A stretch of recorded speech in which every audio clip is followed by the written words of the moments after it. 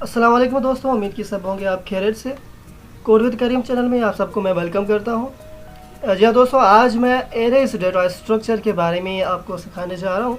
उम्मीद की मेरी ये वीडियो पिछली वीडियो की तरह आपको बहुत फ़ायदा देगी, आप बहुत सीखेंगे इंशाल्लाह। तमाम नए आने वाले दोस्तों से गुजारिश कि अगर उन लोगों ने मेरा चैनल सब्सक्राइब नहीं किया तो please subscribe my channel code with Karim, और साथ ही साथ बेल आइकन को भी दबा दें ताकि मेरी आने वाली वीडियो की नोटिफिकेशन आपको बआसानी मिल सके। Thank you very much. जी हाँ दोस्तों, आगे बढ़ने से पहले हम डेटा स्ट्रक्चर को देख लेते हैं, उसके बाद एरेज पे चलेंगे। डेटा स्ट्रक्चर की बेसिक सी definition: these are models are ways to store data elements in memory for using memory efficiently.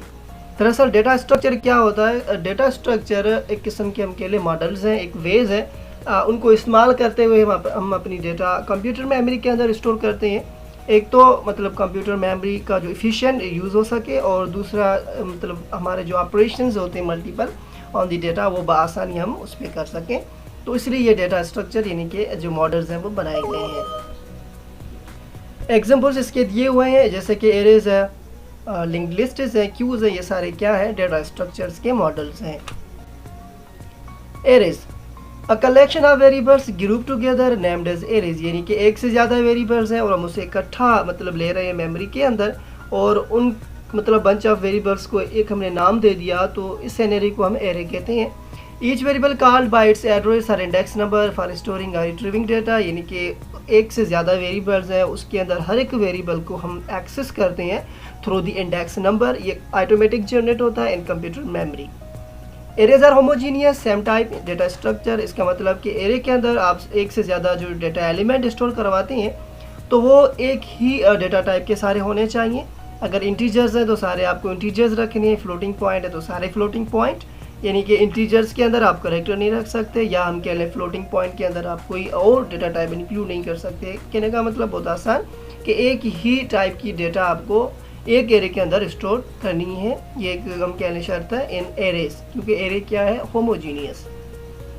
Arrays consumes adjacent memory locations for storing data elements in computer memory. इसका मतलब बहुत ही आसान है कि array computer memory के अंदर जो variables यानी कि इकट्ठे लेता है वो एक दूसरे के बिल्कुल नज़दीक होते हैं। इन वेरिएबल्स के बीच में कोई गैप या स्पेस नहीं होता। ये मैंने डायग्राम बनाया हुआ है एरे को समझाने के लिए। जैसे ये एक एरे बनाया जिसका नाम भी मतलब एज हम एरे ले रहे हैं, तो इसके अंदर आप देख सकते हैं टोटल 8 वेरिएबल्स हैं, यानी कि मोर देन 1 वेरिएबल्स हैं, और सारे वेरिएबल्स एक दूसरे के बिल्कुल नज़दीक हैं। और नीचे जो ये नंबर है, इन नंबर्स को एड्रेस या इंडेक्स नंबर कहा जाता है। मिसाल के तौर पे अगर मैं 30 को एक्सेस करना चाहता हूं तो मैं थ्रू 5 यानी कि नंबर के इंडेक्स के थ्रू मैं 30 को एक्सेस कर सकता हूं।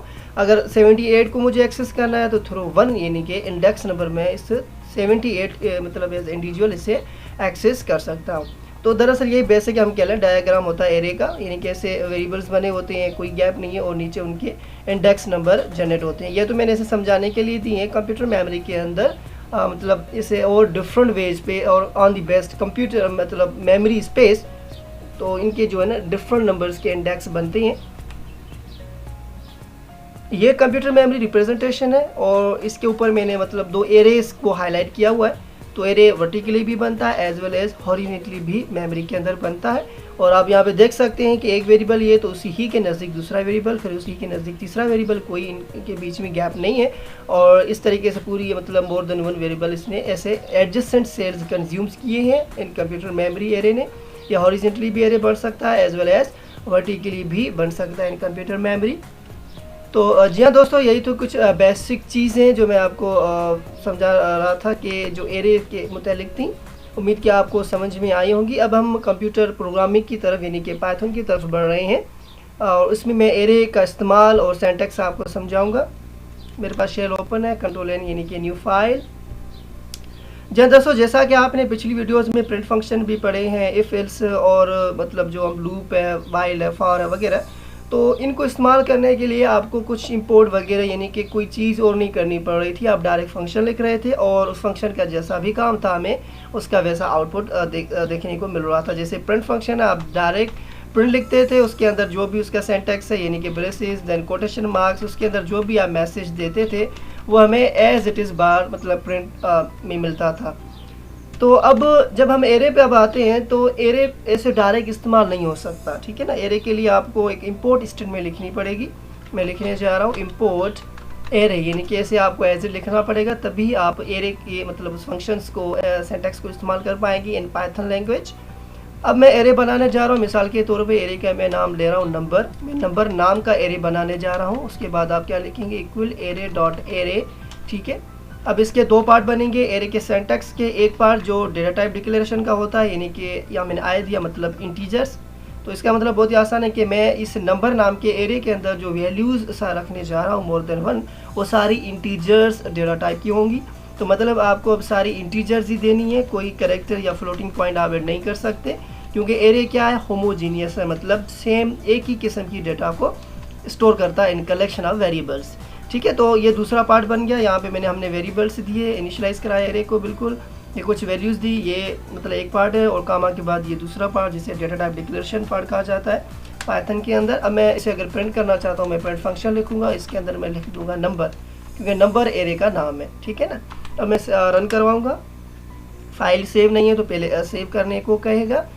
मैं यहाँ पे मिसाल के तौर पे एक एक्स्ट्रा नाम का फाइल मैंने बना ली, एंड देन आप इसका आउटपुट देख रहे हैं कि आ चुका है। और यहाँ आप देख सकते हैं ये एरे और ये आई बाय डिफ़ॉल्ट आता है, बाकी सारी वैल्यूज़ आपको जो हमने दी थी, जो अभी कंप्यूटर को एज इट सारी एरेज के अंदर हमें देखने को मिल रही हैं।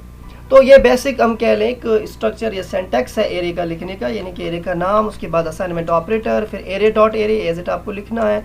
फिर उसके बाद दो पार्ट बनते हैं, एक डेटा टाइप डिक्लेरेशन जो ये है, ठीक है। यहाँ पे मैंने आया दिया मतलब इंटीजर्स, यानी कि आगे जो मैं वैल्यूज़ दूंगा ना वो सारी इंटीजर्स होंगी। आप देख सकते हैं मैंने सारी वैल्यूज़ इंटीजर्स दी हैं, क्योंकि एरे क्या है, होमोजीनियस है, ठीक है ना। अब मैं क्या कर दूँ, मिसाल के तौर पे मैंने यहाँ पे एफ दे दिया। तो एफ का मतलब क्या है, फ्लोटिंग पॉइंट वैल्यूज़। अब जो ये सारी वैल्यूज़ हैं, इसे एरे जो कंप्यूटर है वो एज अ फ्लोटिंग पॉइंट में ले रहा है। जब दोस्तों आप देख सकते हैं इसने 0.0 यानी कि हर वैल्यू के लास्ट में ऑटोमेटिक दे दिया, क्योंकि हमने एज ए इसे फ्लोटिंग पॉइंट कर दिया। ये तो ऑटोमेटिक आ गया। आप यहाँ पे कुछ पॉइंट दे सकते हैं तो बिल्कुल आप देख सकते हैं, मसला नहीं है। जैसे मैंने यहाँ पे 10 के बाद कुछ पॉइंट दे दिया और 47 के बाद भी कुछ पॉइंट दे दिया है। अब हम इस प्रोग्राम को चलाते हैं। तो जैसा कि आप आउटपुट देख रहे हैं कि फ्लोटिंग पॉइंट डेटा आप देख सकते हैं, देखें इसने ऑटोमेटिक जनरेशन कर दी है, सारा ऐसे फ्लोटिंग पॉइंट में कन्वर्ट कर दिया है। और बाकियों कुछ नंबर दिए, उनकी डेसिमल पॉइंट्स भी वैल्यूज़ आई हैं, और बाकी जो हमने नहीं दिया तो ऑटोमेटिक 0.0 में हमें ये शो कर रहा है। तो ये होता है बिल्कुल हम कह लें फ्लोटिंग पॉइंट वैल्यूज़ के लिए। अगर हम एरेज के अंदर फ्लोटिंग पॉइंट डेटा रखने जा रहे हैं तो हमें क्या करना पड़ेगा, एफ़ का इस्तेमाल यानी कि डेटा टाइप डिक्लेरेशन में करना पड़ेगा। अब हम आते हैं करेक्टर में। मिसाल के तौर अगर मुझे करेक्टर्स रखने हैं तो मैं यहाँ पे यू लिखूंगा, यू मतलब यूनिकोड करेक्टर्स, ठीक है ना, यूनिकोड करेक्टर्स। यहाँ पे मैं इसे डिलीट कर दूंगा। मिसाल के तौर पे मैं यहाँ पे ए लिख रहा हूँ, फिर कामा बी लिख रहा हूँ, फिर कामा सी लिख रहा हूँ। आपको दोस्तों जैसे पता होगा, अगर नहीं है तो अब ये सुन लें, बेसिक चीज़ है। कोई भी प्रोग्रामिंग लैंग्वेज हो ना, उसमें अगर जब करेक्टर्स की बात आती है ना तो उस पर मतलब सिंगल या डबल कोटे लाजमन देना पड़ता है, ठीक है ना।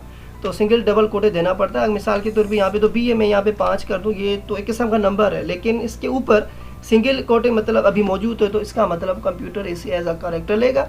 इस पर कोई आप मैथमेटिकल ऑपरेशन डायरेक्ट परफॉर्म नहीं कर पाएंगे, क्योंकि इसकी जो टाइप है ना वो अब कोटेशन देने से करेक्टर बन गई है, ठीक है ना। ये आप ध्यान रख दिया करें कि ये चीज़ें करेक्टर के लिए आपको सिंगल या डबल कोटे का इस्तेमाल करना लाजमन होता है। तो अब ये जो मिसाल के तौर पे हमारा जो नंबर नाम का एरे है, इसके अंदर कुछ कैरेक्टर्स मौजूद हैं। यू दे दिया मतलब यूनिकोड कैरेक्टर्स एज हम ये एक्सेप्ट करेगा एरे और उसे स्टोर कर देगा अपने वेरिएबल्स के अंदर। तो जी हाँ दोस्तों, जैसा कि आप देख सकते हैं कि जो AB5 मैंने दिए थे वो आपको आउटपुट में देखने को मिल रही है, ठीक है। मैं थोड़ा सा रिवाइज कर रहा हूँ। आपको एरे बनाने के लिए इंपोर्ट एरे लिखना पड़ेगा एज इट इज़, फिर एरे का नाम, फिर assignment operator, then array dot array, ये आपको रेफरेंस पूरा देना है। देन दो टाइप्स, एक डेटा टाइप डिक्लेरेशन का पार्ट, फिर कामा दूसरा जो मतलब पोर्शन है वो वहाँ पे आप सारी वैल्यूज़ देते हैं। वो वैल्यूज़ आपको एक ही डेटा टाइप की देनी है, जो डेटा टाइप आप यहाँ पे डिक्लेयर करें, ठीक है ना। मैंने यू दिया मतलब सारे अब करेक्टर्स देने हैं मुझे, और आई दिया तो मतलब आगे इन वैल्यूज़ के अंदर मुझे सारे नंबर्स या इंटीजर्स देने हैं, अगर मैं इंटीजर ले रहा हूँ। तो इस तरीके से आपको इन दो चीज़ों का ख्याल रखना पड़ेगा, देन उसे आप प्रिंट कर सकते हैं थ्रू प्रिंट फंक्शन। तो जी दोस्तों, यही मेरी आज की वीडियो थी, जो मैंने बेसिक हम कह लें ना चीज़ें मैंने बताई, एरे क्या होता है दरअसल और कंप्यूटर के अंदर कैसे उसकी रिप्रेजेंटेशन होती है, एंड बेसिक वे पे पाइथन के अंदर आप डिफरेंट डेटा टाइप से एरेज के अंदर टाइप पर मतलब एरेज के अंदर आप कैसे वैल्यूज़ स्टोर करवाते हैं। उम्मीद के दोस्तों ये वीडियो आपको बहुत अच्छी लगी होगी। इंशाल्लाह जो मेरी नेक्स्ट वीडियो होगी वो एरेस के ऊपर होगी, लेकिन एडवांस में होगी। जो 4 ऑपरेशंस होते हैं, इंसर्शन, डिलीशन, सर्चिंग और अपडेशन, इनकी ये जो 4 बेसिक ऑपरेशन होते हैं इन एरेस, वो कैसे परफॉर्म होते हैं स्पेशली इन पाइथन लैंग्वेज, तो उस पर मैं इंशाल्लाह बनाऊँगा। और फिर तमाम नए आने वाले दोस्तों से गुजारिश कि अगर आप लोगों ने मेरा चैनल सब्सक्राइब नहीं किया तो प्लीज़ कोड विद करिंग को सब्सक्राइब कर दें। और इसमें कोई भी चीज़ अगर आपको समझ नहीं आ रही तो प्लीज़ आप मुझे कमेंट कर दें। कोई सजेशन देनी हो तो भी आप मुझे कमेंट कर दें। इंशाल्लाह नेक्स्ट वीडियो इसी ही के ऊपर होगी, लेकिन थोड़ी एडवांस में। तब तक के लिए अल्लाह हाफिज़।